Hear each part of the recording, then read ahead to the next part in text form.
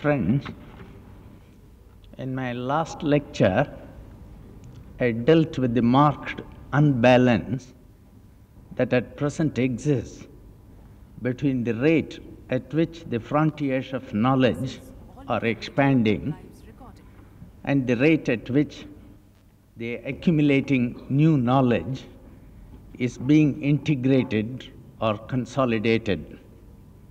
The process of integration, which makes the sciences more coherent and easier to comprehend, is naturally a more difficult process and a much slower process than extending the boundaries of knowledge.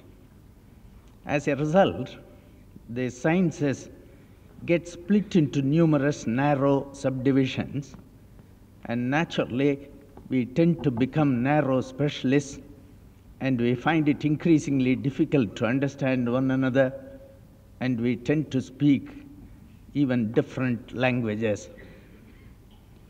I further mentioned at the conclusion of my last lecture that the problems associated with such an over-specialization are similar to those that have been raised by eminent educationists in connection with the organization of single faculty universities.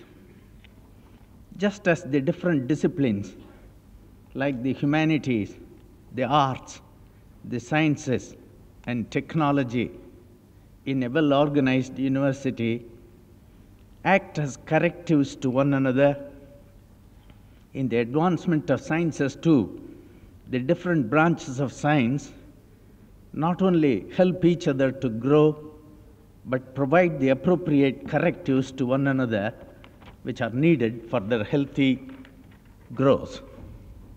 Even on the purely educational side, though the scientists and the technologists have always recognized the cultural value of the arts and the humanities, the artists and the humanists do not concede quite so readily the cultural value of even the pure sciences.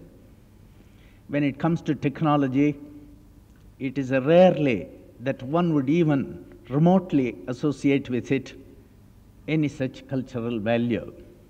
This is rather unfortunate. But there is a deep reason for such a misunderstanding. There is a touching episode in the Ramayana, and the scene is laid in the ashram of the great Rishi Atri. The two greatest women of the age, Anasuya and Sita, meet in the ante-room and have a friendly and warm conversation. It is a case of kindred hearts meeting and exchanging their inner thoughts. After paying some warm compliments, Anasuya poses a delicate question. She wishes to know the secret of Sita's being an ideal wife. Sita's answer is very characteristic. My husband, replies Sita, happens to have all the desirable virtues. I wish he had none of them to be able to demonstrate that I would continue to love him the same way. In the same sense, I wish that neither the sciences nor technology had any utilitarian value. Only in that sense, one can now understand the toast for mathematics, toast for sciences in general. May it be of no use to anybody at any time. Even so, even if they had no use at all, they would be worth cultivating for their own sake, for other reasons. Since the case for technology seems harder, I wish to take it up.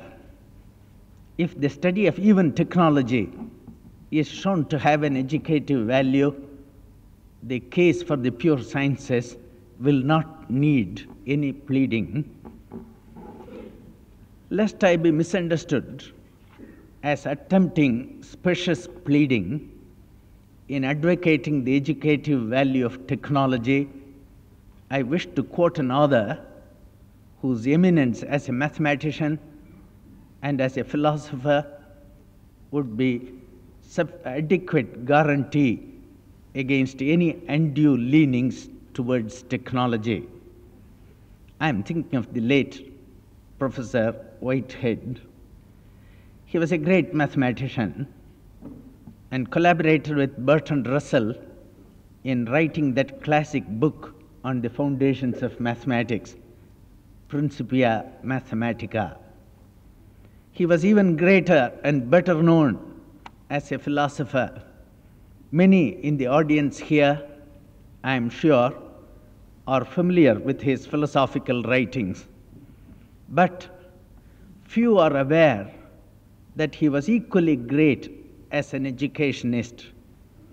One of his distinguished friends affirms thus in a solemn document, I am quoting him, "From knowledge gained through the years of the personalities who in our day have affected American university life," it is the Supreme Court judge of the United States who is speaking, "I have for some time been convinced that no single figure has had such a pervasive influence as Professor Alfred North Whitehead.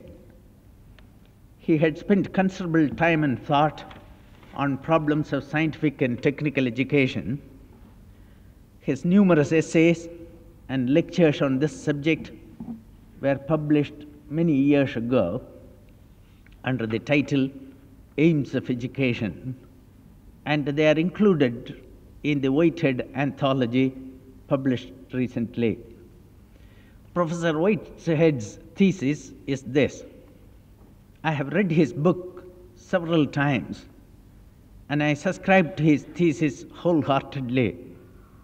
Since the thesis, in my opinion, is important and deserves to be much better known, I have been advocating it for some time.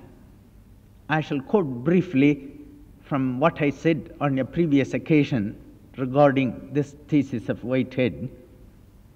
As a complement to the Platonic ideal of knowledge for its own sake, to which I referred in my first lecture, Whitehead develops the Benedictine ideal of the joy of useful work.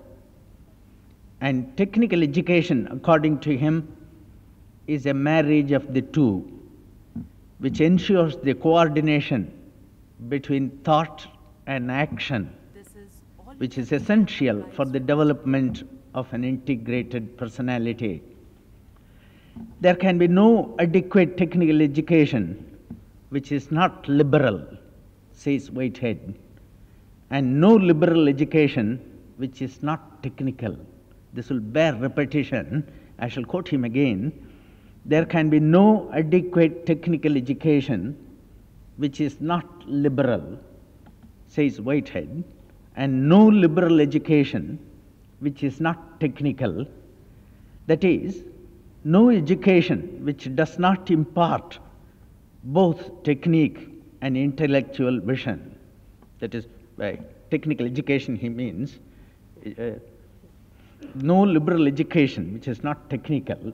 That is, no education which does not impart both technique and intellectual vision. In simpler language, education should turn out the pupil with something he knows well and something he can do well. This intimate union of practice and theory aids both. It's a Whitehead all through. All that is very refreshing. It fits also with his idea of a university. He does not pose the conventional question whether the function of a university is to educate or to promote learning, but states with a certain freshness characteristic of him that the justification for a university is that it preserves the connection between knowledge and the zest of life by uniting the young and the old in the imaginative consideration of learning.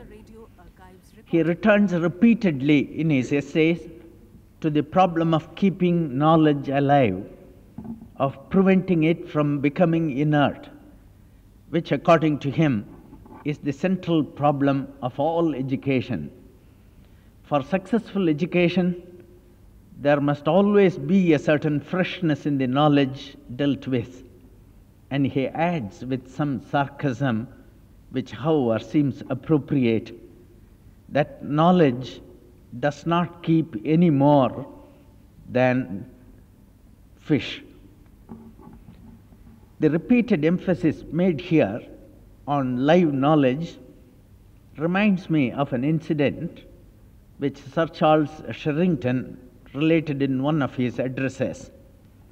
He recalls as a student, while going for a holiday, his mother's persuading him to take with him Darwin's Origin of Species with the inspiring words, "It sets the door of the universe ajar." Other people have arrived at the same goal through a different reasoning. Whether we like it or not, we are in an age of science. If we are to be realistic, if our education is not to be divorced from our environments, if it is to harmonize with the actual life which you and I have to live, scientific and technical education should form an integral part of normal education for not only those who are likely to go in for a scientific or technological career, but for everyone who aims at acquiring a truly liberal education. I have answered indirectly one major question which should have been raised by me earlier. Why do people take to science? The answer is, first, it is part of a liberal education, which of course does not finish with leaving school or even the university. President Roosevelt recalled his calling on Oliver Wendell Holmes Jr., the Supreme Court judge. He found him reading Plato's Dialogues, and he explained that he did it for the improvement of his mind. He must have been in his late 80s then. Secondly, since we are living in an age of science, a scientific and technical education are necessary. It is not merely the man of science who needs them, but the parliamentarian who legislates for the country, the administrator who helps implement these legislations, and the general citizen who is supposed ultimately to run the government of his country. Professor Archibald Geikie recalls in his autobiography that he was once dilating on the virtues of castor oil, and he narrates and he narrated how an ostrich that had swallowed all sorts of things became ill and was cured by the administration of castor oil. A very distinguished statesman who happened to be present got interested and inquired, how did they get it down the throat, of course. Professor Geikie did not know. "Ah, well," said the statesman, "I will tell you how I get it down." Then, taking up an empty wine glass, he proceeded with great gravity to say, "First, I put in a koosh of water," pausing a moment to allow us to comprehend the action. "Then I pour in the castor oil," with another pause as he glanced round to see that we followed him. "And lastly, I put another kush of water on the top, smacking his lips with a kind of satisfaction as he set down the wine glass again. I then ventured to interpose. It's Archibald Geikie speaking. I then ventured to interpose by asking how he got the upper layer of water to remain above the much lighter oil. He at once saw the dilemma and with great readiness replied, "Ah, I admit, it requires to be done with great caution."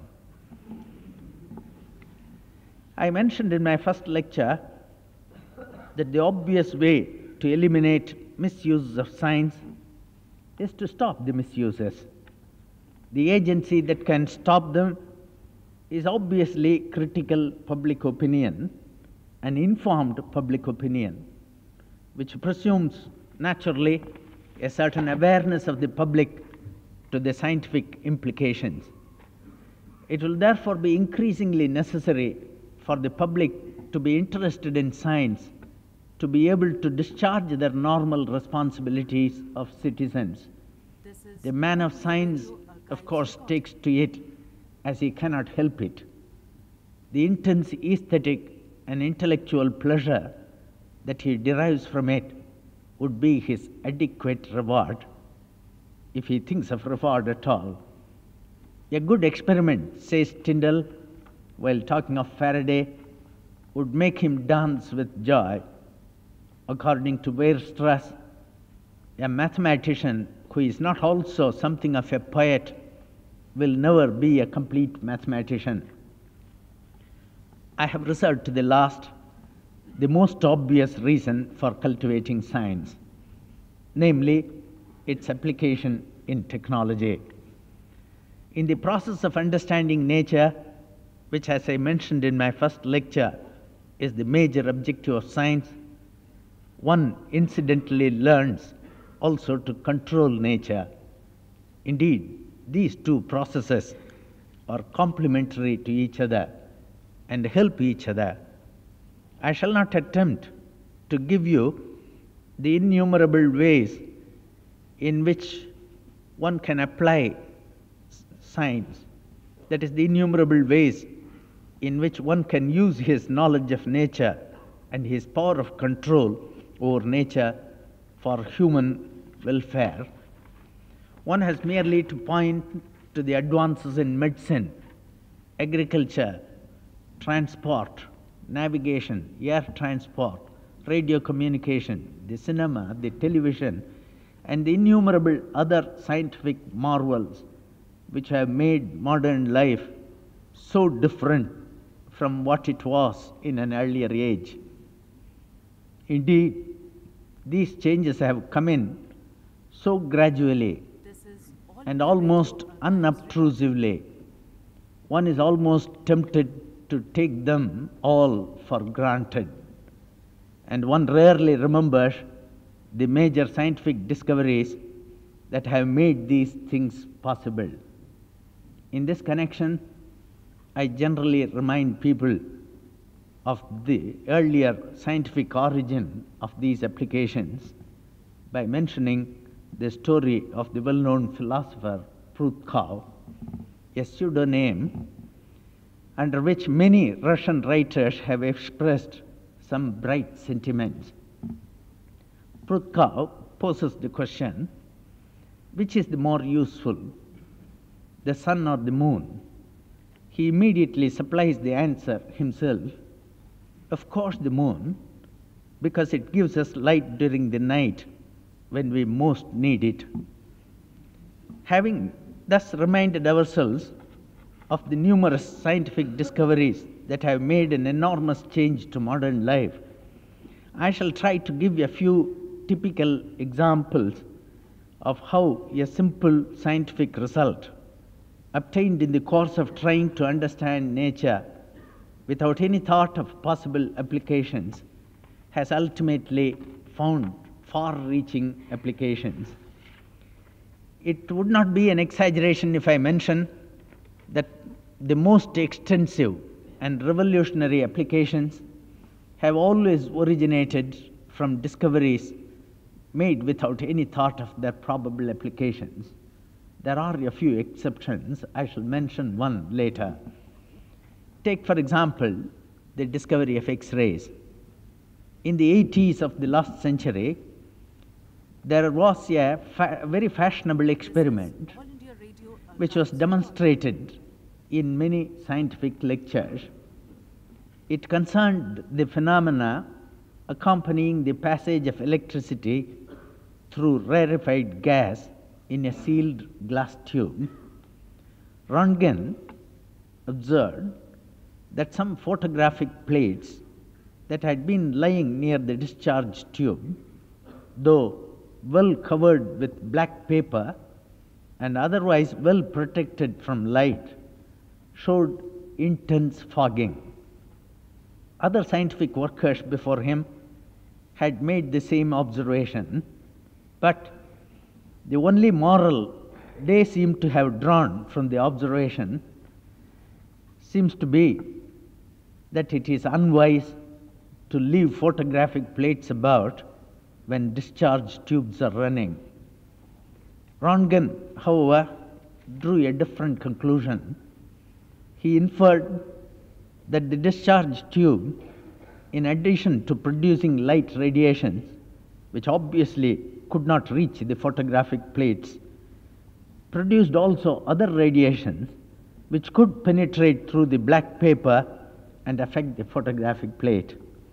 He immediately interposed a purse containing some coins between the discharge tube giving out these radiations and a fluorescent screen, and could recognize the shadow of the coins on the screen. The penetration of the radiations through the metal coins was not so marked as the penetration through the leather of the purse, and hence the shadow. It was this penetrating power of the radiations, which have since been called X-rays, that attracted Röntgen's attention first. And it is significant that the first announcement of this discovery was made before a medical society and emphasized the possible use of these radiations for locating foreign materials in the human body. Many years later, when Professor Quincke, who thought that Lenard should get the credit for the discovery, mentioned that Lenard had these radiations in mind, it provoked the retort from Stokes. Yes, Lenard might have had these radiations in his mind, but Röntgen got them into other people's bones. That shows how much this penetrating power of the radiations impressed the people of the day. That's the point in my telling the story. We know how extensively the X radiations are used now, not only for locating foreign matter in the human body, but for innumerable other purposes. Of course, the most important outcome of the application of these radiations was the discovery of an entirely new world, namely the submicroscopic world of atoms. Take again the simple observation by Faraday that when a bar magnet was brought suddenly near a closed coil of copper wire, there was a surge of electric current through it. Every student today knows the experiment. Who would have thought that this observation would form the basis ultimately for the generation of electric power and for the innumerable electrical industries that have grown up around? Faraday himself must have at least vaguely realized the large industrial potentialities of his discovery, since when questioned by the premier about its probable uses, he could reply, "Someday you may be able to tax it." Take again the following simple observation made by Hertz. He found that the violent sparking through the air between two electrical terminals, between which was maintained a large difference of voltage, generated electric waves, electromagnetic waves, which were of the same nature as light and which traveled in air with nearly the same velocity but had a much larger wavelength. These are the electromagnetic waves we use today for radio propagation over great distances over the earth. The proceedings in this hall are conveyed to the listeners at great distances by such electromagnetic waves. The radar, used extensively in navigation today for locating neighboring ships or planes, utilizes just such waves, only they are of much shorter wavelength than those used for the radio.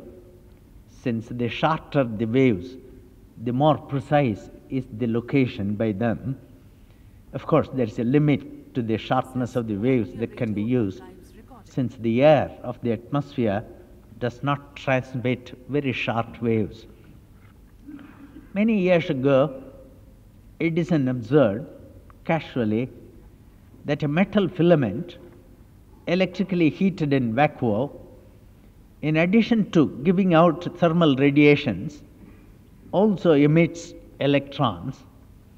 It was found much later that these electrons can be very effectively controlled by suitably placed electrodes and can be made to perform many uncanny tricks.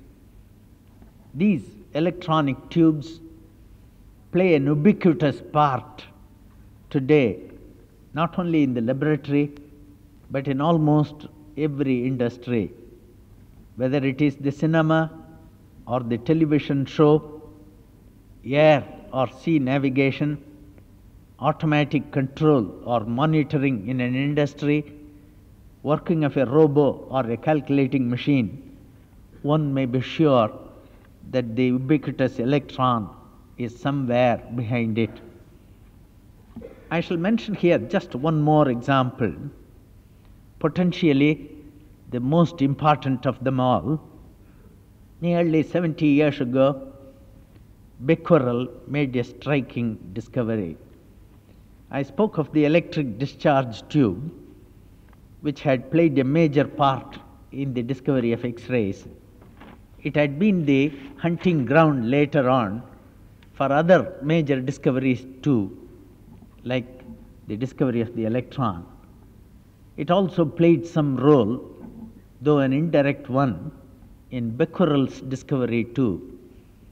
Becquerel was very familiar with the luminescence exhibited by several minerals, like uranium ores, when irradiated by sunlight. His father had made an extensive study of this phenomenon, which is called fluorescence. Now, the X-rays which attracted the attention of Röntgen emanated from that part of the glass wall of the discharge tube on which the electron stream generated in the tube was impinging. This part of the glass wall showed also visible fluorescence. Becquerel naturally connected the two phenomena, namely the generation of X-rays and the production of fluorescence. Since the fluorescence of uranium minerals could be strengthened, intensified by exposure to strong sunlight, he conjectured that the uranium mineral so exposed to strong sunlight might also radiate X-rays in great intensity. He took a photographic plate, properly wrapped up in black paper, placed on it a specimen of uranium mineral, and kept them in sunlight. He could not expose it long, since it became cloudy and continued to be so for several days.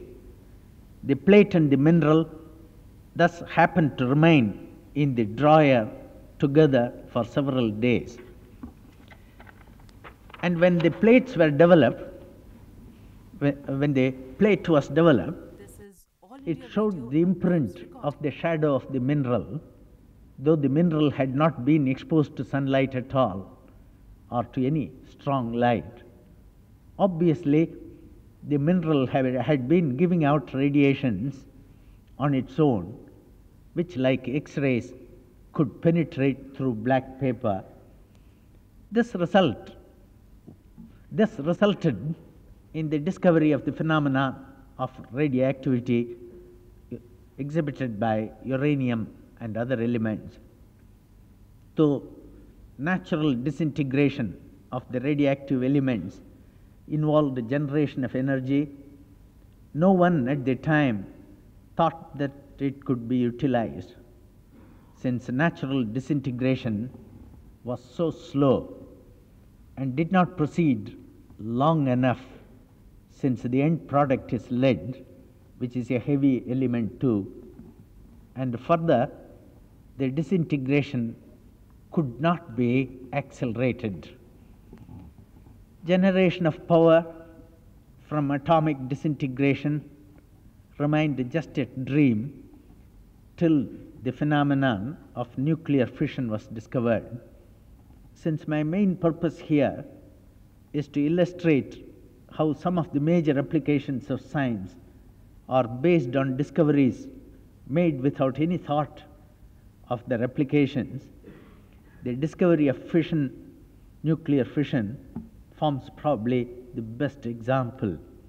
We are all aware of the enormous consequences, both destructive and peaceful, that have emanated from this simple discovery made in the laboratory in the normal course of trying to understand the laws of nuclear reactions. Lest we get the impression that all major applications emanate from such unintended scientific sources, I shall mention immediately the achievement of nuclear fission, though not controllably at present, as an example of purposive achievement. Many years ago, when technology had made her debut, she was welcomed enthusiastically as a handmaid who could minimize the enormous manual labor involved in providing for human needs and human comforts and human welfare. It would leave man with enough leisure to spend on things of human value, like cultivating the arts or the sciences or other intellectual, cultural, and aesthetic pursuits. It was generally estimated that about 4 hours' work by everybody should be adequate for producing all the food, clothing, and other necessaries, and for providing all the comforts, amenities, and reasonable luxuries for everyone. Indeed, the more optimistic among us even estimated the hours of work necessary for this purpose at just 2. In a powerful essay published many years ago under the title "In Praise of Idleness," Bertrand Russell develops this fascinating theme. After all, the main purpose of technology is just to economize human labor. Just as we talk about the contribution of sciences to technology, the great mathematician Poincaré used to talk about the return contribution which technology should make to science. The form in which it would be best appreciated, according to him, is to provide the scientist, just as for everybody, ample leisure that would enable him to cultivate science. Bertrand Russell's theme is an elaboration of this. It is not one of the numerous versions of utopia which one frequently hears about. It was a genuine, realistic, workable proposal. Many years have passed since then, and technology has improved enormously during this period. Still, we are very far from this achievable ideal. One often wonders why. A prince's luxuries today are the peasant's demands tomorrow.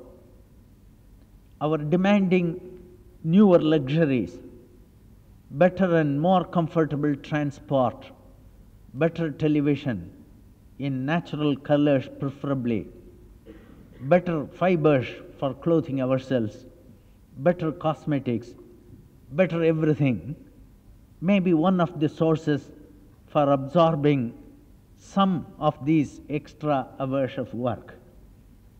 Even the cultivation of the sciences that supply the basic results for technology to feed on is becoming more and more complicated. It was not very long ago a distinguished visitor from the continent, wishing to see the laboratory of Professor Wollaston in London, was requested to be seated in his drawing room, and the laboratory was brought to him in a tray. It consisted of a few lenses, a nickel, a double image prism, and some strings and sealing wax. This string and sealing wax tradition was at its best in Faraday's time and continued even in the time of J.J. Thomson and later of Rutherford too. Some of the early apparatus with which major discoveries were made in these laboratories could be rigged up from a few biscuit tins and gadgets of that type. We used to speak of the genius in the garret.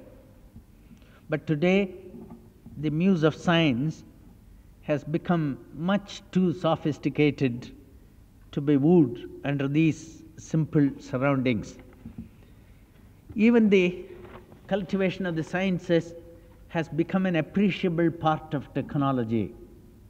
This may also take a chip out of the leisure that was promised us.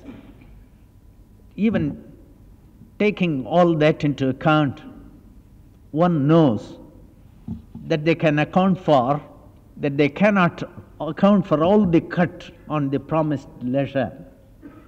The answer obviously is that there must be a tremendous amount of what, from this point of view, should be regarded as non-productive work that all of us are engaged in.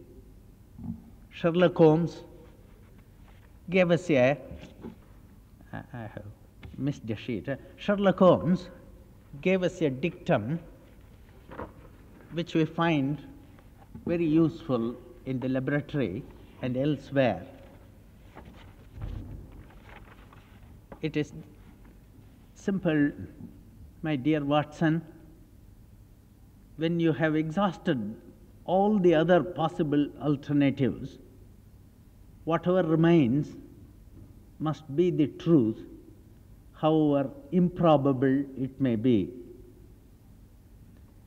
It is on the basis of this dictum that I conclude that a good part of the work that we are doing must be non-productive if 4 hours are adequate for meeting all our needs, and technology has advanced meanwhile enormously, and still we find that we haven't leisure anywhere comparable to what we were promised.